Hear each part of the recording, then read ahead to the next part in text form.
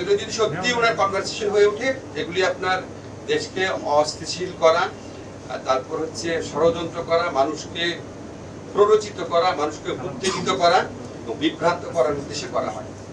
আমি এর আগেও বলেছি যে সত্যি অনেস্টলি বলতেছি, কোনো রকম চালাকি না, কোনো সরকারের উপদেষ্টা হিসাবে না, এখন সাধারণ মানুষের মনে হয় আওয়ামী লীগের নেতৃবৃন্দে জিজ্ঞেস করা উচিত, আপনি আপনার বৃহত্তর পরিবারকে নিয়ে কাউকে না জানিয়ে যেভাবে পালিয়ে গেলেন, আর আমাদের যে প্রতিনিয়ত উস্কান, এই বিক্ষোভ করার জন্য, উস্কানিমূলক কাজ করার জন্য, সন্ত্রাসমূলক কাজ করার জন্য, এই ব্যাপারে আপনার নিজের ব্যাখ্যা কি? উনি ওনার ভাগ্নে টাগ্নে তাদেরকে এই সরকার পতনের 2-3 দিন আগে নিরাপদে পাঠিয়ে দিয়েছিলেন কেন? উনি আগে ওনার যারা নেতা কর্মী আছে তাদের উচিত ওনার পার্সোনাল জবাবদিহিতা চাওয়া।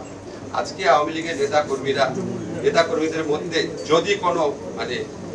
যদি কোনো নিরীহ কর্মী নেতা থেকে থাকেন, তারা প্রত্যেকে বিপদে পড়ছেন শেখ হাসিনার স্বৈরাচারী ফ্যাসিস্ট শাসনামল এবং এইরকম নিপীড়ন নির্যাতন বাংলাদেশের মানুষকে করার জন্য।